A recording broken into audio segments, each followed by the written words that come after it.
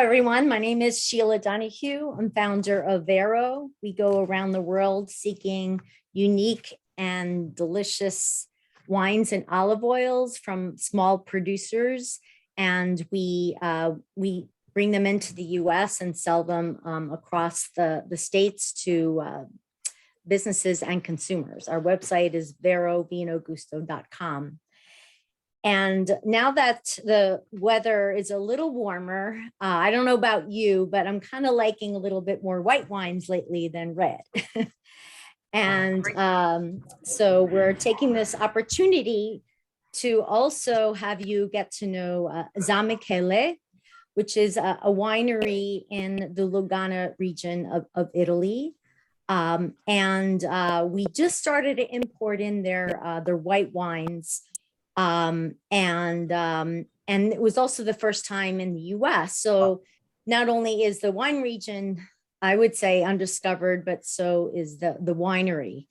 And so we have with us today the Zamichele family. We have Alessandro Zamichele and his daughter Christina, and then their cousin Federico. So welcome. And we're in great hands today with an engaging and talented wine educator, Mary Beth Vieira. And she's going to lead us through this exploration today of the region, of the winery, and the wines. And we want to make this interactive. If you have any questions, feel free to unmute yourself if you're on Zoom, or just write it in the chat. We also have people watching us on Facebook too.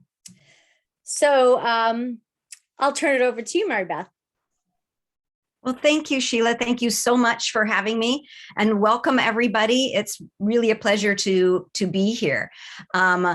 I want to give some brief announcements reinforcing what Sheila said. We would love interaction. So write those questions or comments in the chat. You can write to each other, and Sheila will call them out. But even better, you can just call out your questions. Hey, Mary Beth, I have a question. Especially at transitions or whatever, we want to keep this interactive. And speaking of interactive, we're going to be talking with the Zamichele family. And we also want to say we're going to be tasting today. So for those of you who planned just a wee bit in advance and already have the wines in front of you, here's one of the bottles. Alessandro has suggested these wines, these beautiful white wines, have been in the bottle for a couple of years now. So he suggests take the cork out, just open the bottle. You don't have to pour it yet, but give a little, allowing the wine to get a little air. And we're going to start tasting them, maybe in about 15 minutes or so. So give it a little air and we will take off. All right. And my slides, there we go. All right, so here we are. We have the family of Cantina Zamichele coming to you live from this area here. So take a look at those images. Beautiful Lake Garda.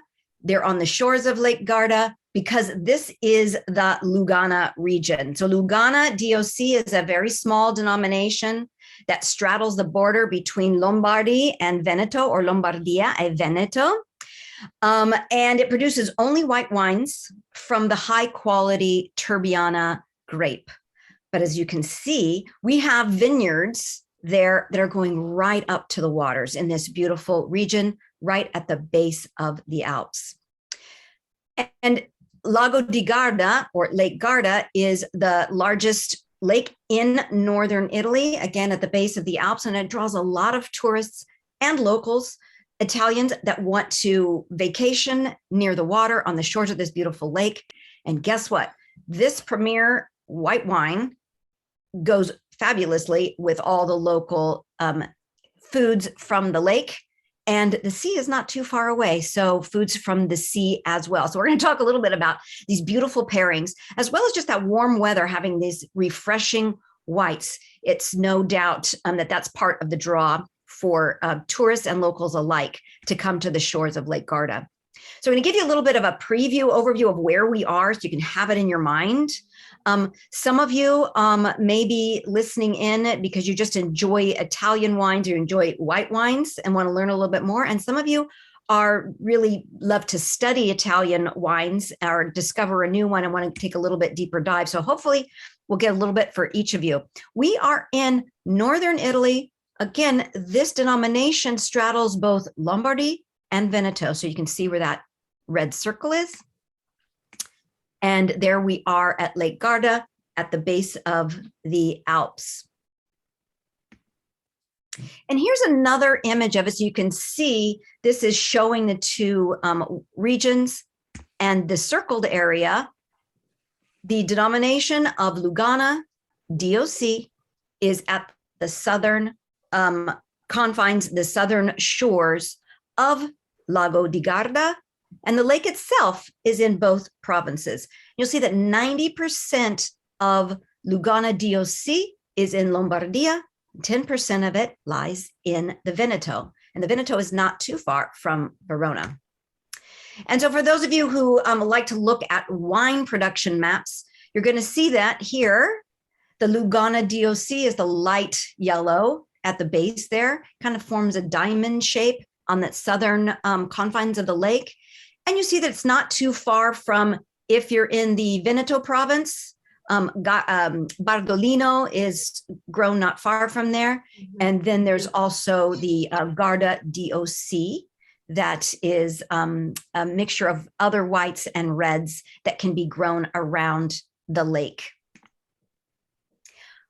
What is so fabulous to understand about what makes this region, the climate and the terrain and the soil, so unique is that the lake itself and then the soils around it were formed by melting and moving ancient glaciers from the Alps. So on the left-hand side, you see an image of what the glacier looked like 10,000 years ago. And as those ices melted and the glacier started to move, what happens is it creates moraines, and moraines really are all the scree and the rocks and the soils that the glacier pulls down with it as it's melting and sliding down over, centuries. And then as the ice is melted, it created Lake Garda. And then what happened is the moranic soils, all of those soils and the clay that came down from the mountains in the Alps. See that dotted line on the right where it says Lugana Dock? Those are the moranic clay sedimentary soils that define this region. And what else is really interesting about her, we're going to see it on the next slide, is how the shape of this region is formed by the lake and by the mountains around it, creates a really unique microclimate.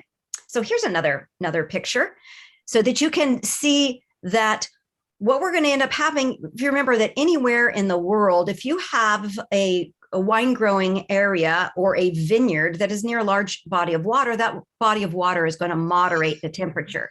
So even though in the winter, we're so close to the Alps where it would normally be really cold, this deep Lake Garda is going to moderate the temperatures to have a warmer climate so that those vines don't freeze.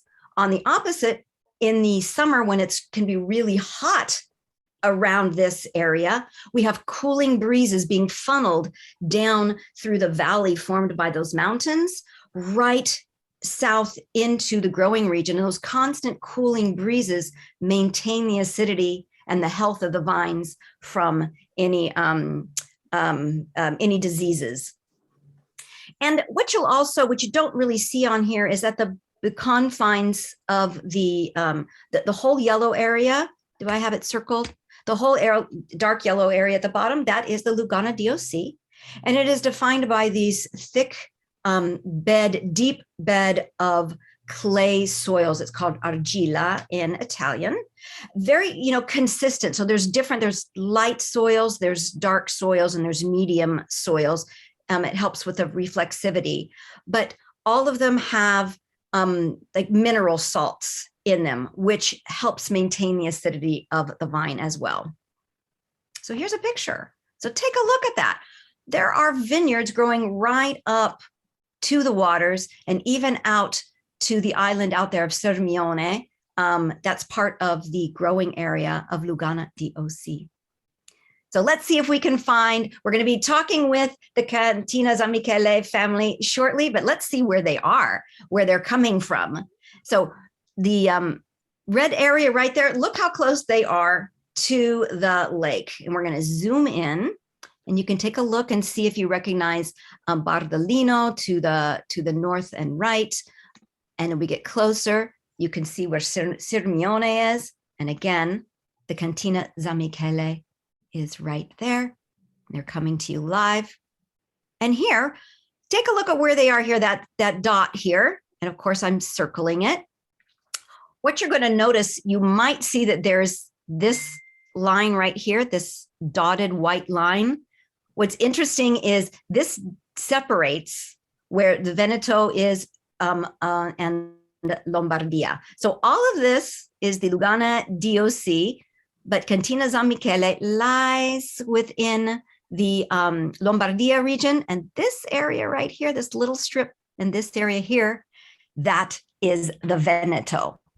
But what's interesting, and then we will talk more about that shortly, is although the cantina, meaning the winery and the production area, is right here in Lombardia, they have vineyards around it, and they have small vineyards in different areas. So they have different parcels of vineyards that they own, estate parcels that are on both sides and in different areas. And we're going to talk about why, very intelligently, they've taken that path shortly.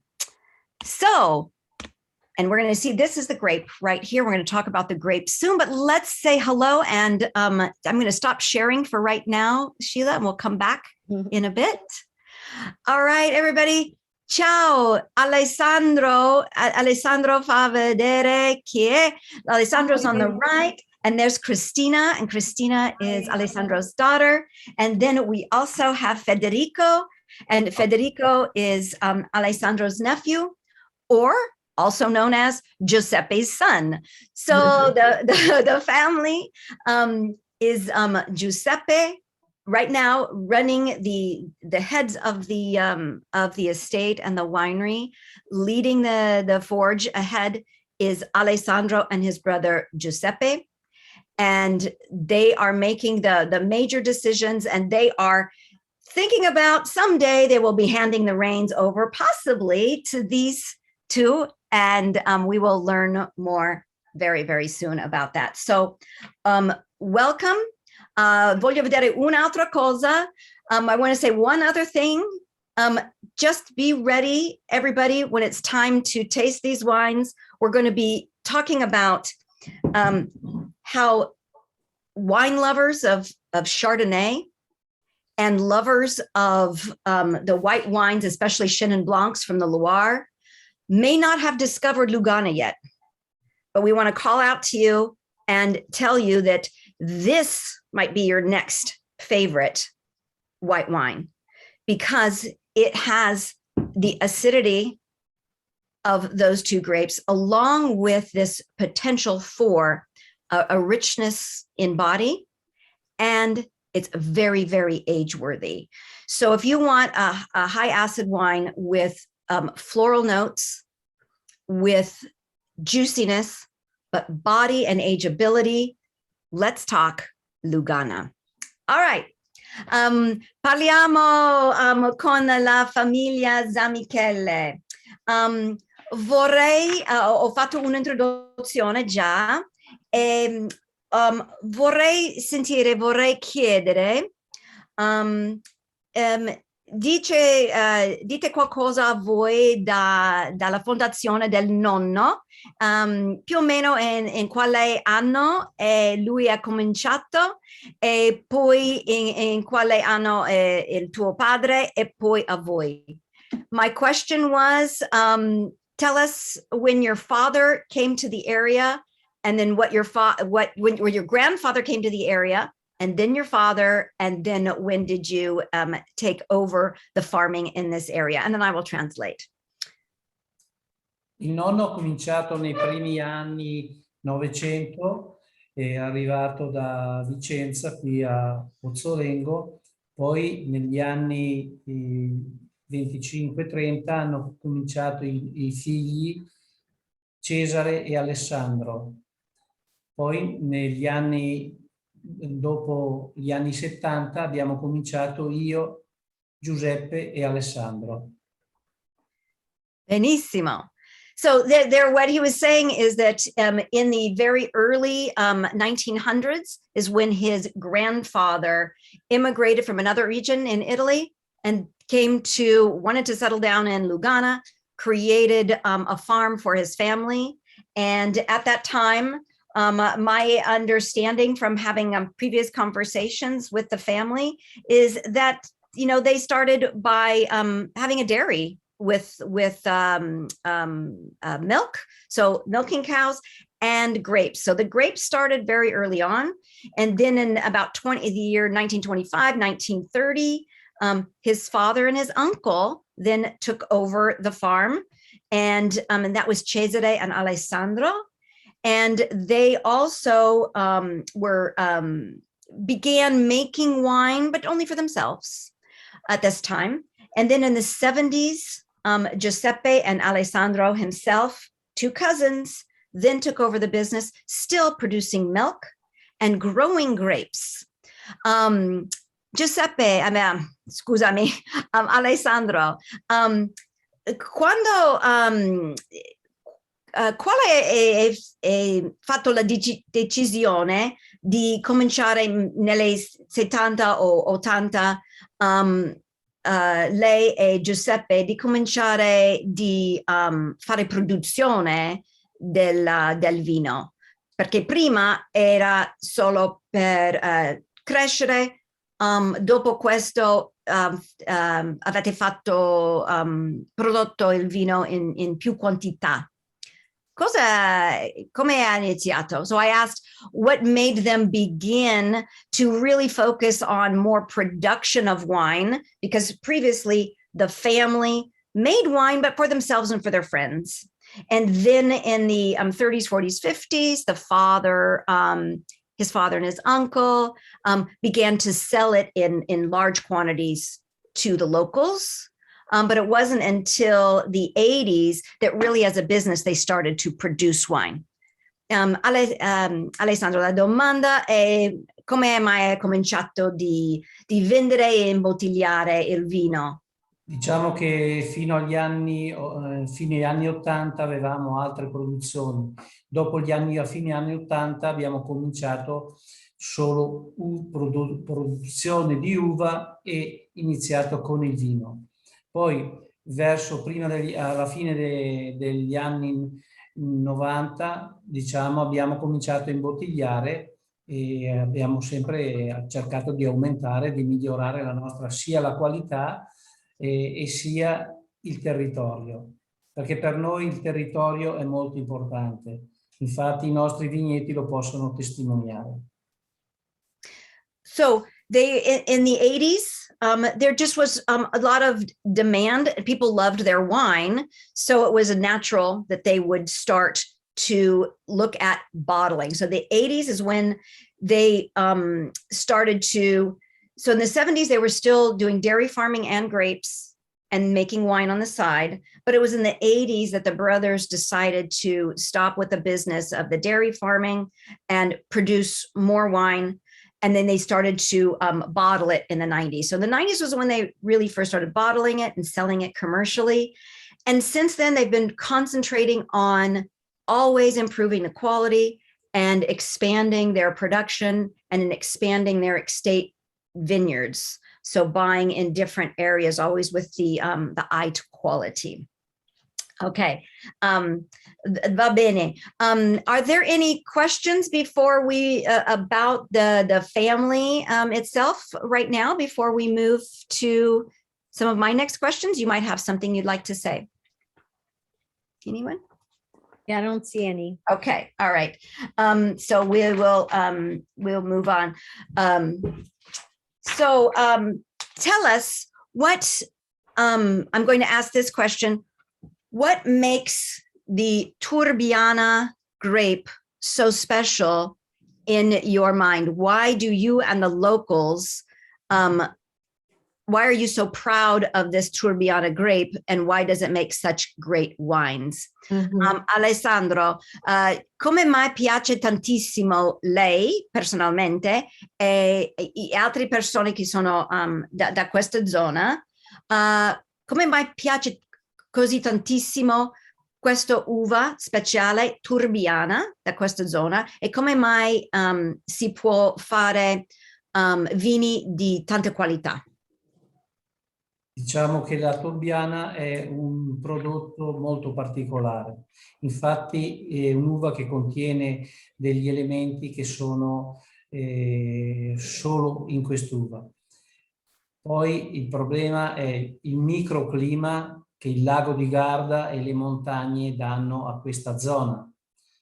Non è da sottovalutare il terreno. Il terreno, l'argilla, dà a questa pianta una infinità di sostanze, sali e altre sostanze che portano ad avere un'uva con caratteristiche in pratica uniche. Da questa il vino. Okay, so what he's telling us is that there's the inherent qualities of the grape. It is a high quality grape throughout Italy, and it is an indigenous grape to the region. So it in itself brings not only the aromatics, but the high acid ability to maintain acidity, maintain quality. But the story doesn't stop there. It's something about this vine growing in this region. And so don't discount the two of them together, because the territory and the soils are so special. And he's let us know that the soils contain a lot of minerals that the plant wants. So different mineral salts that help maintain the plant, help give it the structure that makes these long aging wines. And I'm going to do is I'm going to share my screen, fa vedere anche un po' di foto immagine di nuovo. So this again, everybody, this is a picture of Trebiana. And then I will stop sharing. I want to show this. I want to make sure that we can see these. Okay, so here's some of the grapes and the natural, the life that the Cantina Zamichele, this family has really prioritizes living with nature, farming with nature. So they're showing you right now all of the animals that they take care. They're not only grape growers, they're not only viticulturalists, they're not only winemakers, but they are prioritizing. See that the nests there? Mm-hmm. That nest is in the middle of the vineyard, growing in a vine. They want to make sure that they're growing so naturally with the most gentle products, the most gentle fertilizers, that these animals will be attracted to a habitat. So farming with nature is the least of what, see, there's snails there, and you can see the snails, right? Mm-hmm. They respect nature and the animals so much that they put the snails and the butterflies on their label. So what do we have here? There's look at that bird. So cute. So cute. And there's pheasant, we call them fagiani. So lots of biodiversity here. That's their priority. So as they've told us, they keep bushes and trees growing on the perimeter so that there's always a place to go. They live among the vines, they live down in the soil and the grasses, these birds, the snails, the lizards, but they also grow in the bushes around the area. And this would be a good time to ask Alessandro again, dire a noi il vostro pensità, filosofia del viticoltura naturale e per preservare e dare vite agli animali. Allora noi facciamo certe pratiche agricole nelle quali, ad esempio, il taglio dell'erba viene fatto a filari alterni. Non usiamo diserbanti e dissecanti nei vigneti. Cerchiamo di utilizzare i prodotti meno impattanti per quanto riguarda la produzione, sia nel vigneto e lo stesso in cantina. Diciamo all'agronomo e il nostro tecnico di cantina, diciamo sempre: utilizziamo i prodotti, meno prodotti possibili, perché questa è, diciamo, la nostra filosofia. What he wanted to let us know is that they're always looking for alternatives, and that's their priority. They do not use weed killers of any sort. They only use natural fertilizers and native fertilizers. They touch the least possible, the least impact, both in the vineyard and in the winery. And so it's really very much of a priority to farm with nature. And I'm going to look for something that you told me the other day I thought was a fun quote. And when we were talking the other day, Alessandro, lei ha detto, you said, all the animals, your priority is all the animals have their own space. Tutti gli animali hanno loro spazio di vivere. And the other thing that they do, okay, so we know that it's important to have plants, cover crop growing between the rows. It's very important for them. They have plants growing around and bushes growing around the vineyards, the vines, but each vine row has living plants and grasses, and then there's bugs and lizards that are and bunnies that are living there. So what they do when it comes time to mow, their priority is that they mow every other row. They don't mow it all down. They leave this habitat for the animals to live and survive, so they can just move one row over, or if they want to move further, they can just move a little bit to some of the bushes around the area. Ho appena detto dalle ogni altro filo. Sheila, do you have a picture of some of the animals that you can show that live? They're beautiful animals. It might be, if you have it handy, a picture of some of the beautiful birds and rabbits that live there. And we can come back to that, because I can I'll look for them. Yeah. I can also show right here this beautiful picture. I will go ahead. I'll come back to that. Take a look at this picture. This is what their rows look like. Look at the life. So Alessandro mi ha detto l'altro giorno, Alessandro told us in previous conversations that really what's important is to just have a life here. And he said, a vineyard isn't a vineyard if it doesn't have animals in it. Lei mi ha detto che una vigna non è una vigna veramente se non ci sono animali anche. Ho appena detto questo a loro. Esatto. C'è qualche una piccola carina storia di un animale o lepre o uccello o qualsiasi cosa, e potrebbe essere anche Cristina o Federico. C'è qualcosa? I asked if there's some little story or an example o un esempio. Diciamo che nostri importatori, sia tedeschi sia svizzeri, quando vengono nei nostri vigneti ricordano sempre quello che hanno visto. Infatti quest'anno al Vinitaly una nostra importatrice tedesca ci ha ricordato che quando era stata in vigneto aveva visto un fagiano, ed era stata molto sorpresa perché scesa dalla macchina il fagiano era lì a 10 metri. Ecco, perciò diciamo che non è che sia fantasie, è realtà. Chiunque voglia venire a vedere i nostri vigneti Logicamente gli animali non è che sono lì imbalsamati, sono veri, ci vuole un po' di fortuna anche, ecco. Comunque ce ne sono parecchi. Okay, so he was telling us that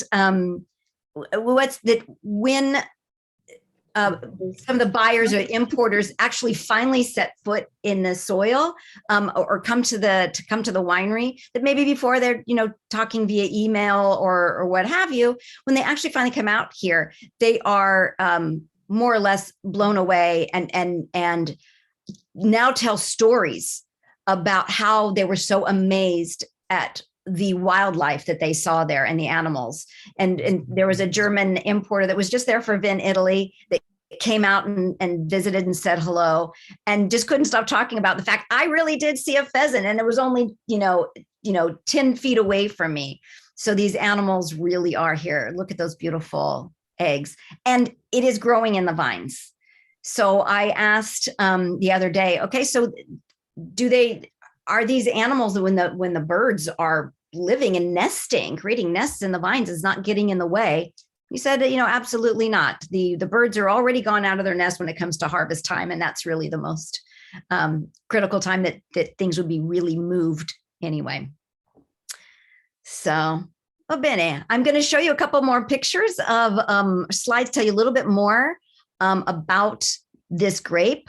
Well, there was just a comment or question about the birds. Do they eat the grapes? If you want, I can translate. Quindi c'è una domanda riguardo gli uccelli, se mangiano l'uva. Sì, ci sono degli uccelli che mangiano l'uva. In questi casi diciamo che noi mettiamo dei nastri che in pratica servono un po' a spaventarli, in modo da, soltanto quando sono in gruppi molto numerosi, parliamo di migliaia di uccelli, allora in questi casi si cerca di spaventarli. Nei casi normali ci sono i fagiani, mangiano l'uva tranquilli senza nessun problema. Gli uccelli normali, quelli che vivono nel vigneto, si nutrono, se vogliono, dell'uva senza nessun problema. Il problema principale è quello degli storni che in pratica arrivano a migliaia e migliaia. Ecco, allora in questo caso si cerca di dissuaderli. So that's very the few little birds that live in the area or that nest, he doesn't mind if they eat a few grapes here to feed themselves. It's not a big deal. Let them eat. It's that time when they get really ripe and then storms of birds may come in. Then they set out ribbons to scare those extraneous birds away. So that part is important. They do protect from that. They're not letting those swarms of birds at certain times of the year come in and eat the grapes. But the locals, they're their friends, and they can have a few grapes here and there. It's all good. Great question. There another question here? Okay. Yeah, no, that was it. And I'll share a couple of images again. I'm going to go back. Okay, so that's the Trebiano grape. And this is something that we know about the Trebiano grape. So this is something to keep in mind. It's also called Trebiano Di Lugana. So in the region, it was known that the Trebiano of the Lugana region. So this was the Lugana region. The problem with that, and it's also genetically very, very similar, genetic relation, basically the same grape as Trebiano di Soave. So Soave is very nearby, the production. The problem is that Trebiano is a word for grape that's found in various parts of Italy. And the Trebiano grape in general, all the other Trebiano grapes, are not necessarily a high quality grape. So that Trebiano name kind of takes away from the reputation of this grape. Trebiano di Soave, high quality grape. Trebiano di Lugana, totally different, high quality grape. It's just the name that sounds familiar, but this grape is unique and it's a noble. Trebiano di Lugana, Trebiano di Soave is a noble grape in Italy. In fact, It is genetic biotyping shows that it's a biotype of Verdicchio that grows in the Marche. So all those three different words are basically genetically a similar grape. The difference is that even though it's genetically almost identical to Verdicchio, after hundreds and hundreds of years of growing in the Lugana region, and there is an argument that this grape started, its native home is in Lugana, and it migrated to the Marche. The migration and living hundreds of years in the soils and in the climate of a different region, those grapes take on their own qualities. So Trebiano Di Lugana, the name now officially is Turbiana, but you may see those words interchangeable. So Turbiana is among Italy's greatest indigenous white grapes. It's known for high acidity, body that's medium to full, and the top two organoleptic, sensory qualities on the nose and on the palate are usually white flowers and lemon, but you can get apple and stone fruit, minerality, and almonds, maybe bitter almonds on the finish sometimes. So something else that this grape is known for is low yields. And we know that low yields usually mean high quality wines, and it ripens really slowly. So it maintains tartaric acid and it maintains structure. So it makes age-worthy wines. And the other thing that is interesting is it really has an affinity for oak. So similar to what we mentioned before of Chardonnay, it's got some of those same qualities, is it can age and evolve for a long period of time. And this is something when you learn about the wines Verdicchio and the Marche, it's also known for that long aging. So it can make structured, long aging, rich and layered wines. And I asked Alessandro the other day, and I'm going to ask again, what do you think makes a quality wine? What are the characteristics that mean high quality, interesting wine to you? Alessandro, chiedo di nuovo, come ho chiesto l'altro giorno, a lei, quali sono le caratteristiche di un vino di alta qualità? Quando c'è un vino di alta qualità, cosa sono le caratteristiche? Cosa pensa lei? Secondo me le caratteristiche sono la longevità e poi quando si porta al naso, alla bocca, si hanno caratteristiche, diciamo, che non sono comuni. Poi la longevità è molto importante perché una bottiglia di vino acquistata oggi non si deve dover bere per forza domani, ma si può mantenere nel tempo. Il Lugana è un vino che si può mantenere negli anni.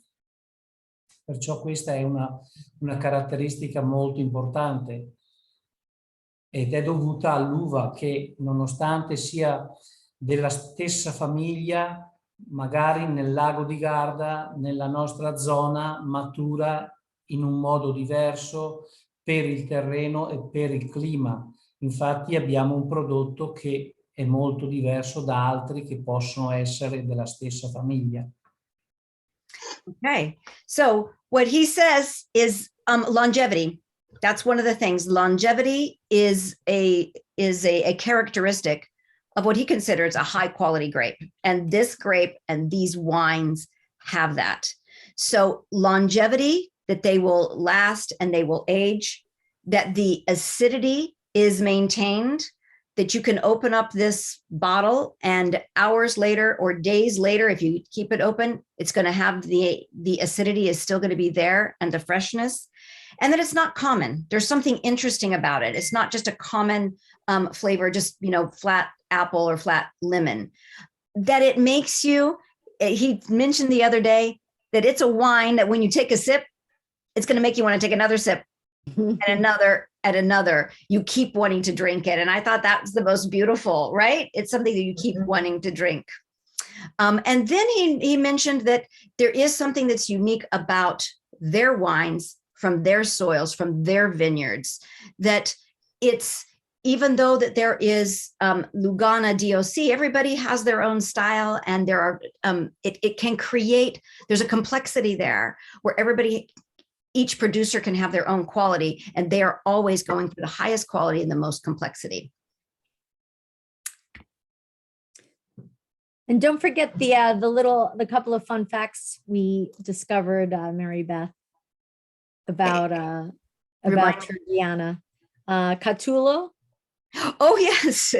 And this was something that Alessandro also shared. So back in ancient times, Catullo in the Roman times wrote and advised that the wines from the Lugana region, the white wines, the great white wines from the Lugana region, and by the way, they were already famed, even back in Roman times, that this was an area of quality wine that you have to have when you go there, is that it helps with problems with the prostate and it clears out gallstones. So if you got any problems with your prostate or gallstones, it dissolves those gallstones and clears the prostate for your health, in addition to being quite enjoyable with lake trout and seafood pastas.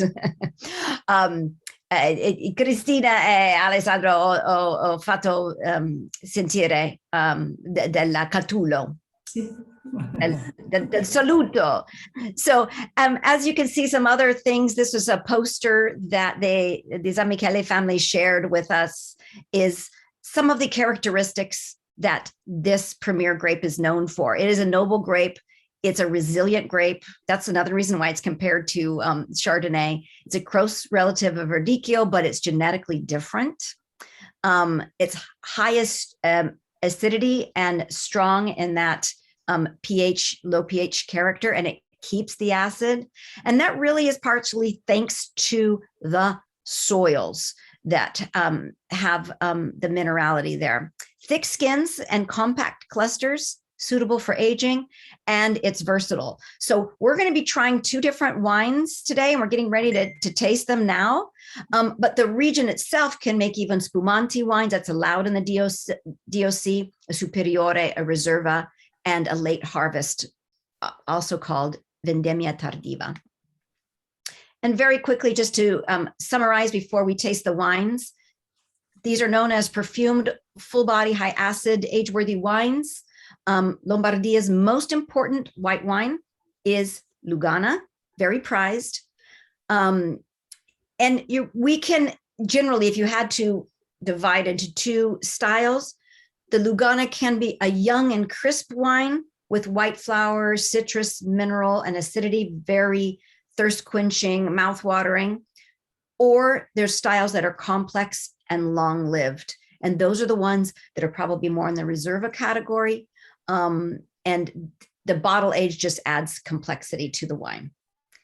So why don't we, we'll talk about the soils as we go along, but let's taste, and I will stop sharing. But before I stop sharing, vorrei chiedere Alessandro, Cristina, Federico, per introduzione, qual è la differenza in vostro immaginazione, direzione da questi due vini? So we're tasting two wines that Sheila and Verovino imports. My question is, what is the main difference? What are you trying to achieve with these two? Come un'introduzione. And nel frattempo, versiamo il primo. Let's pour the one with the butterfly on it, which is the direct DOC. It's the one that doesn't say Garda on it. Let's pour it. And I will let Alessandro give us a little bit of an introduction, or anyone in the family. Qualsiasi persona nella famiglia. Insomma, la grande differenza fra queste due, e poi andiamo a bere il primo. Allora, la differenza, il primo è un vino che fa solo acciaio, è un vino fresco, molto beverino, si notano dei fiori bianchi, si notano gli agrumi, albicocca. Il secondo è un prodotto, diciamo, più stagionato, che ha già in vendemmia qualche settimana in più. Poi, oltre a fare acciaio, fa un passaggio in botte grande di legno. Questo non per avere il gusto da legno, ma per avere una micro-ossigenazione che gli permette di essere più rotondo, di maturare meglio. Perfetto, grazie. So you're saying these two, the one on the left and the one that we are trying now is the DOC, and it's the stainless steel, so the unoaked, and it is meant to be floral, aromatic, citrus, crisp, and very, very drinkable and refreshing. Little bit lighter on the palate. Whereas the second one we'll be trying momentarily, the Garda. This one is actually, the grapes are picked later, about 15 days later, to have even more ripeness, more phenolic ripeness, more structure, and they are meant for longer aging. And he puts that one in large oak vessels, botte, and for that it's not, and that has very, very gentle oak in it. There's a little bit new, but most of it is used, and the whole point for that is just micro oxygenation to add that richness, add the body, add the mouthfeel, add the ageability, but not to be giving it an oak flavor. So everybody, let's taste the first one. And for those of you that have it at home, let's see what you think.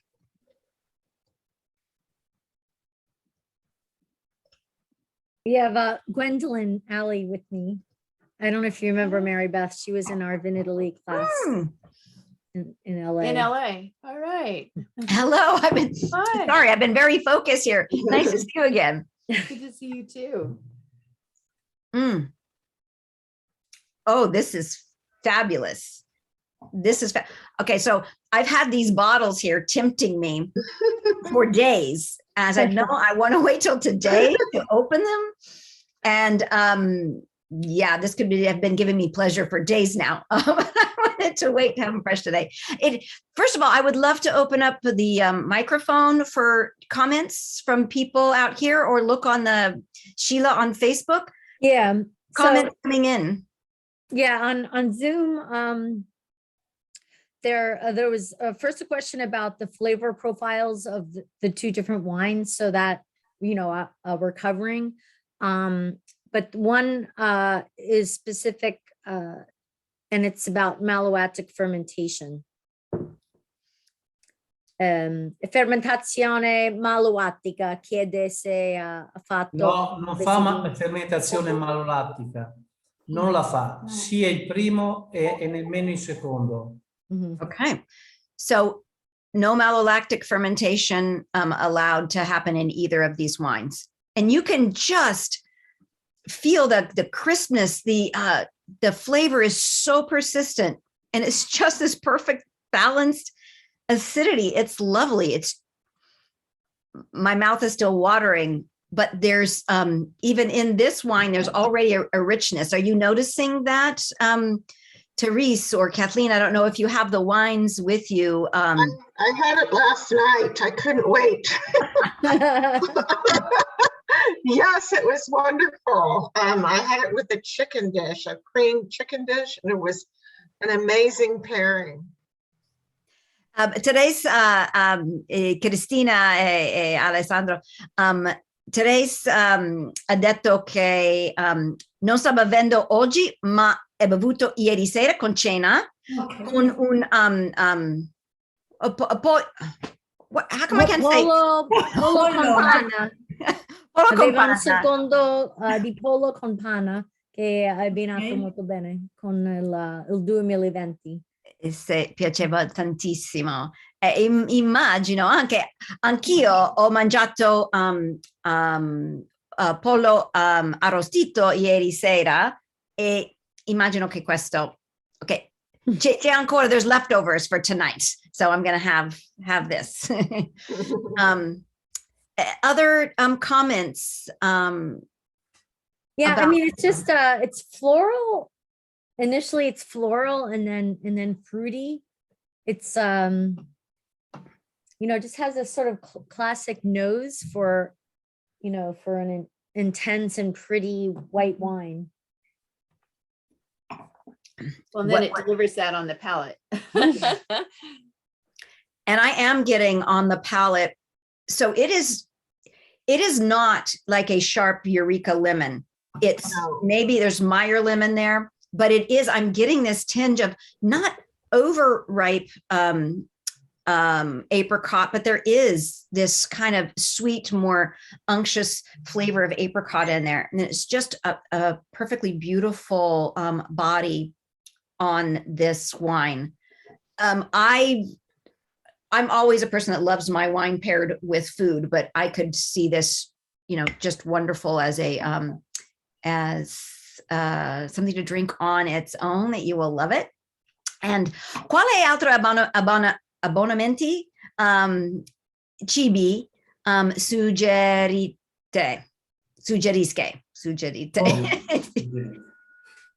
Diciamo che può essere utilizzato con gli antipasti freddi e tiepidi, accompagnato piatti di pesce sia bollito che cotto a vapore, con delle grigliate di pesce, può essere abbinato al pollo, a carni bianche, ma diciamo si abbina un po' a gusto di chi lo beve, perché l'importante è che chi lo beve con il prodotto abbia una soddisfazione. Ecco. I love the way he ended that. I'm going to start with where he ended it and then tell you what he said would be good pairings. In the end, it's what you like to pair it with, because that is the most important thing, because everybody has their own tastes, right? So it's what sounds good and would taste good to you. But, he is suggesting everything from, more raw cured fishes to steamed fishes and grilled fish. And of course, chicken in, a lot of different ways. And boy, I could see this with a kind of like a cannellini bean salad with, why am I forgetting, squid? One of those types of salads would be lovely with this.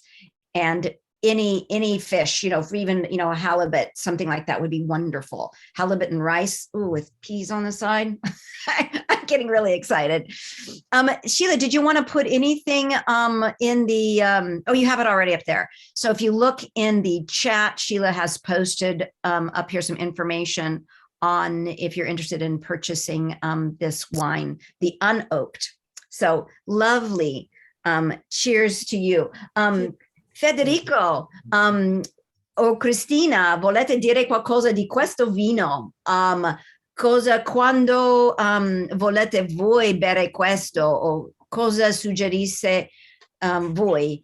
Or c'è una storia? Usually I like to drink as an aperitif, okay, but I discovered that is also very good with an Italian caviar, because 30 kilometers from Pozzolengo is Calvisano, to Calvisano, is produced one of the best caviar in the world. Do you know? No, I don't know. What's the name of the producer again? And maybe we can type it in the chat. Calvisius. The name is Calvisius. I'm going to see if I get Calvisius. That? Calvisius? Yes. They make caviar. So she said the caviar pairing with antipasti. Yes, it's 20 kilometers from Pozzolengo. It's a very good with this wine. Yes, I can imagine it. It's kind of like putting, that citrus juice on it, but there's that creaminess, because, when you have caviar, you like to have a little bit of the cream with it. Oh, yes, Federico. Sì, io bevo un po' anch'io aperitivi e varie portate che ci sono, cioè un po' su tutto, insomma, va a piacere, come diceva Alessandro prima, deve piacere al palato, insomma. Va benissimo. So he loves it anytime. Definitely with antipasti is one of his favorites, and he agrees with his uncle and Christina that it can go with really a lot of things. So are we ready to go to the second one, the Garda? Okay, let's pour the Garda, and I will say in advance that this wine is very similar. It does not say Reserva on the label, and it does not say Superiore, but it meets the qualifications of a Reserva and a Superiore in terms of the ripeness, how it's grown, and how long it has aged in oak. But the family has made a very specific decision not to put one of those two denominations on the label, and just to call it Garda for you and let you enjoy it for what it is for a very specific reason. Prima di, and while we're tasting, quando beviamo questo, ho fatto l'introduzione che voi ha deciso di non usare la parola denominazione riserva o superiore, però le qualificazioni sono lì, ma non ho detto come mai. Chiedo a lei di dire come mai avete fatto questa decisione. Noi abbiamo deciso di non mettere, diciamo, la dicitura riserva o superiore per una questione economica riguardo il cliente. In pratica la dicitura e la burocrazia per questa dicitura avrebbe comportato un aggravio di costi abbastanza oneroso. Pertanto non abbiamo optato per questo nome, ma per la qualità del prodotto. Infatti noi siamo convinti che chi beve questo prodotto si accorga che è un vino superiore nonostante non abbia la scritta superiore. Perfect, grazie, tante grazie. So I'll explain, they made the decision to make this wine in the style of a superiore or riserva to make the best wine possible, but specifically decided not to put the name on the label because it was a decision, an economic decision for you, for us, the consumers, because taking that path that requires a lot of bureaucracy, a lot of controls, a lot of checks, a lot of passes to put it in the bottle, send it off to be checked, tested, come back, washing the bottles, relabeling the bottles, it would raise the price 4 to 5 euros. And that anybody who drinks it knows that this is a wine of quality that would meet, it's recognizable as being superiore. But they've decided they want you to be able to drink it, have access to it for a lower price for a great quality wine without going for that label. Hence the name Garda is what you're going to look for if you want the wine with that extra age, the extra ripeness at cultivation, at harvest, a little bit higher alcohol and more richness and more age. Va bene. Okay, now beviamo, assaggiamo. Cheers. Cheers. Chin chin.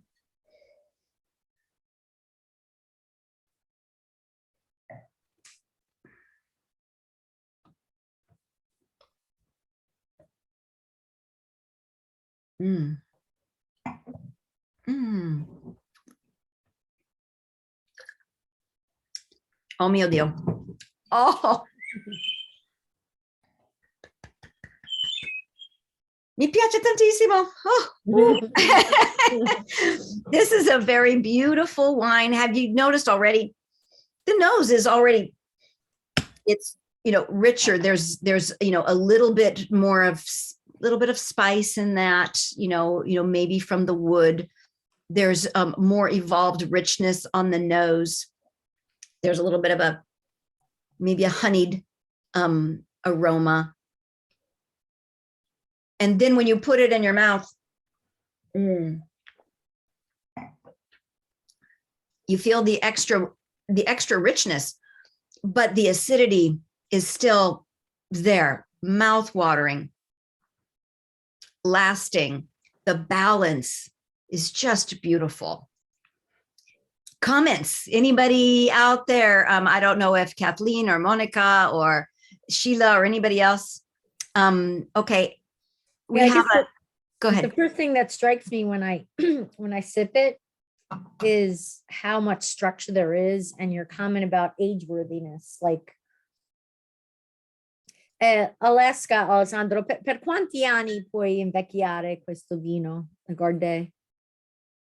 Noi abbiamo bottiglie in cantina sia di una tipologia sia dell'altra tipologia che hanno 10-15 anni, ma può durare anche di più. So he was saying that you can age it. Well, they have bottles that are 10 to 15 years old in their cellar, but he said you can age it more than that. It's more than 15 years. Oh, and there's a question. I don't know if Mary Beth, if you see it in the chat. Yeah, I see it. I can. Quanti mesi questo vino avviso è stato nel rovere sul legno? Diciamo che non c'è una durata standard, dipende da il tipo di botti di legno, cioè se sono botti nuove o se sono botti che hanno secondo, terzo, quarto passaggio. Perché noi, non utilizzando il legno per dargli il sentore di legno, ma soltanto per una micro-ossigenazione, ci interessano più le botti di secondo, terzo e quarto passaggio che non quelle di primo passaggio. Il numero di botti di primo, di secondo, di terzo, di quarto fanno sì che si accorcia o si allunga il periodo, in modo da non avere il legno in modo preponderante. Ecco. Il legno deve essere soltanto un mezzo per maturare il vino, ma non deve rimanere nel vino. Questo è quanto cerchiamo noi nel legno. Ma in generale però, Alessandro, per esempio per questo 2018, quanti mesi hai messo legno? Diciamo così adesso a memoria sono 6-7 mesi, ecco, diciamo, però ecco, ogni annata ha la sua durata in funzione dell'età del legno. So he's saying that every year there's not a standard answer, because every year they're looking at what are the oak vessels, what are the botti that they have. So if they have more new oak, they're going to put it in if more of their barrels are of newer oak, newer use, then they're going to leave it in less long. If they have third and fourth year barrels, they'll leave it in a little bit longer, because again, they don't want to have an oak flavor. They only want it for the micro-oxygenation. So this wine, he believes, was for this vintage was about 7 months, 6 to 7 months. But he says it's going to change every year. And so they really are, it's handcrafted. So this is a small, it's a small family farm, smaller operation. So they're making those decisions each year as they go. Va bene, grazie. Molto struttura, come ha detto Sheila, c'è anche un po' di sapidità a questo, ma anche la frutta. So there's a little bit of a minerality, saltiness kind of that's going on at the base of the fruit and of the richness and the acidity. So you can see how this would age and probably pair it with richer dishes and going into meats and sausages, I think would be lovely. E volevo passare, forse magari ci sono altre domande, non ancora. Volevo chiedere delle vigne per sentire come mai avete diversi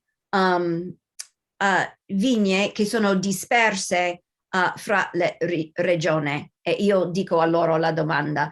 I'm asking him, just, talking about their vineyard practices, why have they decided to have different small vineyards spread out around the region? Is there a reason for this? C'è una ragione? Sì, la ragione principale è quella di avere meno rischi per quanto riguarda le avversità atmosferiche, perché nella nostra zona sono frequenti e allora, avendo vigneti dislocati in zone diverse, non tutto il prodotto viene danneggiato, ma soltanto una piccola parte. So one of the things that they are looking for, there's a very specific reason why they have and made a decision when they buy a new vineyard, and they farm 15 hectares, which is about 36, 37 acres in total, but in different vineyards. And the reason why they have them dispersed is for protection against damage, principally this is a beautiful region weather-wise, but throughout Italy, there is potential every year for damage from hail. So those hailstones can wipe out a vineyard. So it's for this to make sure that if 2 vineyards got wiped out, they would still have 3 or 4 other ones that have high quality fruit, so they can have a vintage every year of the best quality fruit. Grazie, bello. As we're enjoying these wines, I want to ask them a question of what they like about living in this region. What is it like to live near the shores of Lake Garda today? What was it like in the past? What's it like today? And what do you appreciate about it? And living there and drinking the wines from there. E questa è una domanda da tutti e tre voi. Cosa piace di vivere in questa zona così vicino al lago di Garda? Descrivere il giorno e la vita lì, e potrebbe essere nel passato in contrasto a oggi, cosa è bello, e anche forse possiamo sentire un po' del cibo della zona anche.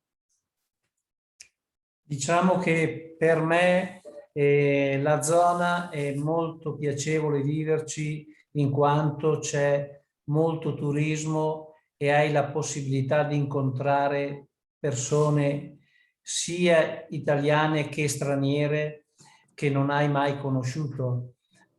Tutti i giorni in cantina vengono persone che è la prima volta che le vedi, e questo a me personalmente fa molto piacere. Anche quando vai a passeggiare incontri gente a piedi, in bicicletta, che vanno nei vigneti e scambi un saluto, 2 parole, e questo, diciamo, secondo me è un ottimo modo di vivere. You're saying that because this is a place that brings in a lot of tourists and locals, it's a chance really to meet so many people from all over the world. So we're going near to the lake, you're meeting foreigners, you're meeting the locals, people are going out for walks, and even through the vines, people are on their bikes. So you have a chance to say hello to people and really have this kind of outdoor open air and very friendly lifestyle. And you're gonna, Gwendolyn's gonna be there in late September. Yeah. Oh. So I hope to come visit you. Quindi lei, Gwendolyn, che è un Bene. giornalista che abita qui a Ventura, California, lei va alla zona di Lugana a fine settembre, e magari lei può venire a trovarvi. Okay. In vendemmia. You're going during harvest. Yeah. Put me to work. I spent the morning in a vineyard, leaf pulling and suckering and stuff. So Lei è appena uscita da un vigneto qui vicino, quindi è abituata. Lei vuole lavorare. Okay, Quando no va lì, problem. Have crooners, we'll travel. Mary Beth, I don't know if you saw, there's a question in the chat about yeast. Yeah. Ok, so abbiamo un'altra domanda. Il lievito sono naturale che usate voi anche e c'è un tipo di regolazione su un tipo di lievito che è usato nel DOC DOC Lugana. Cosa usate voi? Che tipo? I lieviti sono lieviti selezionati che sono in pratica normati dalla legge, in quanto non si può usare quello che si vuole. Noi abbiamo prove di lieviti indigeni, nei quali sono quelli che esistono nell'uva. A questo proposito bisogna distinguere che i lieviti che ci sono nell'uva possono essere utilizzati tranquillamente nelle annate in cui l'uva è perfetta, però nelle annate in cui l'uva ha qualche problema bisogna stare molto molto attenti, perché questo potrebbe far partire, diciamo, delle fermentazioni anomale che andrebbero a rovinare il prodotto. Okay, grazie. Okay, so he was saying that, first of all, just going to the DOC, the Lugano DOC has regulations on what yeast you can use and purchase. So it's allowed in the indigenous yeast that's on the vines, but many people producers will buy yeast, produce yeast, but it's ones that are regulated by the consortium.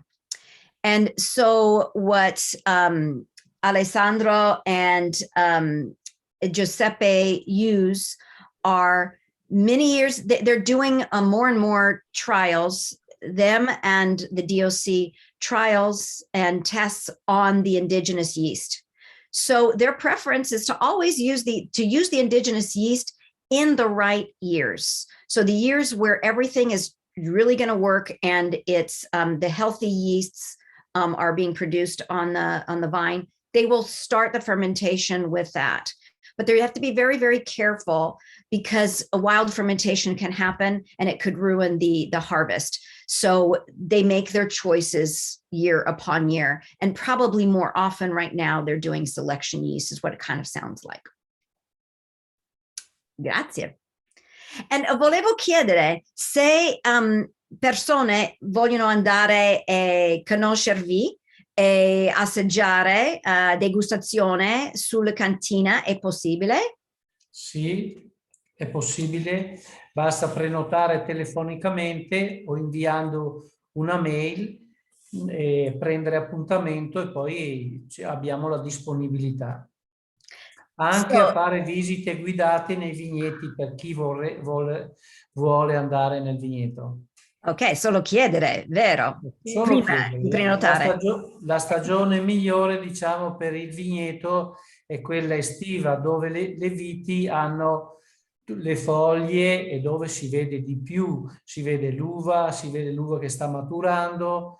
Diciamo che se no i vigneti si possono visitare 12 mesi all'anno, però quando non ci sono le foglie non sono il massimo. Sì, sì. So I asked if any of you want to go visit them when you're in the area, and Gwendolyn as well. Do they have a tasting room? Is it possible to taste with them, visit them? And they said, absolutely. They're open ogni giorno, vero? No. Sì, Yes. Okay, sì, they're sì. open every day. You just need to make a reservation either by telephone beforehand or by email. So you can taste with them every day of the week with a reservation, just like, in California is the same. By the way, I'm coming from California. But they highly suggest that you also may want to reserve and ask for a tour of the vineyards. That's exactly what I would do. So that you can go out and walk the vineyards. And of course, the best time they suggest would be in the summer when everything is growing and the grapes are on the vine. So there's more life for you to see. Okay, bello. Altre domande? I put their website in the chat, cantinazamichele.it, and I saw that they have a contact form. Quindi se la gente viene a vostro sito anche, giusto? Possono. Sì, sì, sì. So yeah, you can just contact them through the website. That might be easiest. So there's just beautiful heritage here. So this family has been making producing grapes and farming this land for 100 years. His nonno, so actually the grand nonno of Cristina and Federico, moved here, established a farm. At the time it was grapes and dairy, and already they started to make beautiful wines and share it with friends, and then eventually sell it to friends and neighbors in big demijohns for years and for decades. That's the way the wine was produced and sold to the 1990s until today, moving to modern winemaking methods, bottling these wines and making these beautiful examples. And this whole time they are farming with nature. They're a family that's connected to this soil, to this region. And I think we invite you to get to know these wines and get to know the family. Sheila, do you want to read any comments that are coming in? Or I can read it out loud, whichever one you'd like. Yeah, if you see the one from Kathleen. From It's Kathleen? just a compliment. It's just a compliment that it's been fabulous. Thank you. So thank you so much. C'è qualcos'altro che siamo un'ora e 15 minuti già di chiacchierare e fare un discorso. C'è qualcos'altro che volete dire da vostri vini, la zona, a noi? Volevo dire che dovete considerare che stiamo assaggiando dei vini che hanno già qualche anno. Mi sembra che la freschezza che mantenuta sia un livello molto alto, e la piacevolezza non è vino che ti fa notare gli anni che ha se non guardi l'etichetta. È un vino che potrebbe essere il vino dell'anno scorso, mentre è un vino che ha 4 anni. Questo, secondo il mio punto di vista, è molto importante. Una bottiglia di vino deve avere un minimo di longevità, e questo fa la differenza fra il vino normale e il vino di un altro tipo. That's beautiful what he said. Go ahead.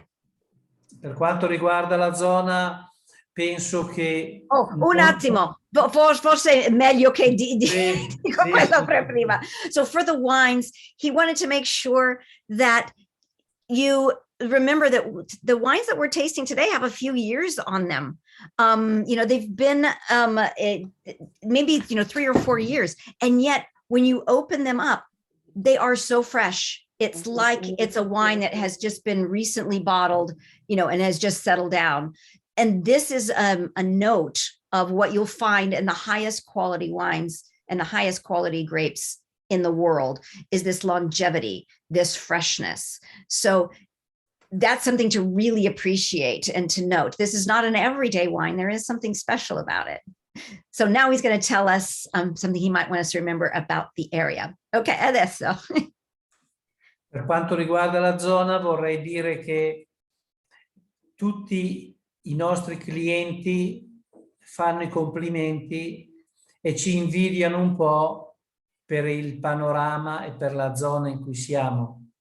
Basta dire che in un'ora si può essere a Venezia, in un'ora si può essere a Milano, in un'ora si può essere in montagna oppure al mare. Perciò siamo in un punto, diciamo, tra virgolette, strategico per il turista, per chi si vuole divertire e può apprezzare sia i cibi, sia i vini e sia i panorami. So I wanted to say that, you know, the people that that he works with, that he sells his wine to, when they come out and visit, they say, you know, we really envy where you are. Your location is so beautiful. You couldn't be in a more beautiful place with, you know, the nature all around and a lake right there. But not only that, you know, really it is there's a reason why tourists like to go there, not only because of the lake itself, not only because you're in view of the Alps, but within an hour, you can be in Verona. The other direction, within an hour, you can be in Milano. You can be up skiing in the Alps in less than an hour. Venezia, did I say Venezia? Verona in meno di un'ora, in Venezia un'ora, vero? Sì. Yeah, Verona, so 30 minutes, Verona. 30 minutes to Verona. Yes. And 1 hour to Venice. So you could make Lago di Garda and Cantina Zamichele your central place to stay and visit and drink and have all those beautiful foods from the lake. And he said that just, you know, just the food and the drink alone in the area is an attraction. But look how close you are to everything else. So if that's not tempting, I don't know what is. Bellissimo, bellissimo tutto. È stato un gran piacere di parlare con voi e del vostro vini. Un gran piacere. È stato un grande piacere per noi avere questa opportunità con voi. It's very good opportunities for us. Thank you so much. Thank you. Thank you, Mary Beth. Comunque, se verrete a trovarci, avremo altre sorprese riguardo i nostri vini, perché non abbiamo solo questi due vini, abbiamo altri vini che, diciamo, possono essere a questo livello. So he's telling us that there's other surprises for you there in terms of wine. So these are the two that Verovino is importing right now, but they're making some other wines there in different styles and including some reds. So I think there's something bubbly there. There's something rosé over there. And so there's some other wines that you're going to love. So stop by. Sheila, would you like to close? In September. I see you in September, yes. Thank you, Mary Beth. Thank you, Alessandro, Christina, and Federico, and for everyone else who's participating. Remember, you can buy their wines online for consumers, verovinogusto.com, and we've also opened this event to distributors and to wine stores and restaurants across the U.S. So if you're interested in purchasing and you're also a licensed business, for sure, reach out to us. We'd be happy to introduce you to these gorgeous wines. So thanks, everyone. And then Thank you. we have our next VeroTalk June 1st with an Abruzzo producer, and we'll have Mary Beth back with us. So put that on your calendar. Grazie a tutti. Grazie. Thank you. Ciao. Ciao. Thank you. Ciao. Buonanotte. Have a good night. Bye-bye. Bye.